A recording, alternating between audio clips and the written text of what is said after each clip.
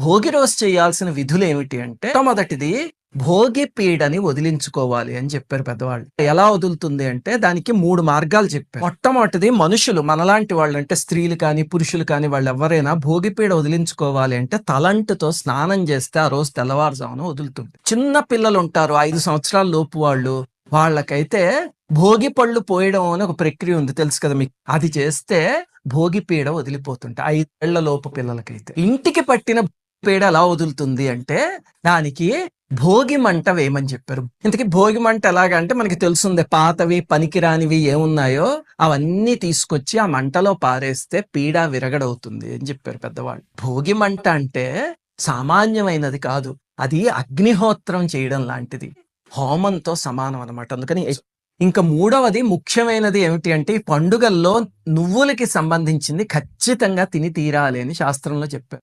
ఇంకా నాలుగో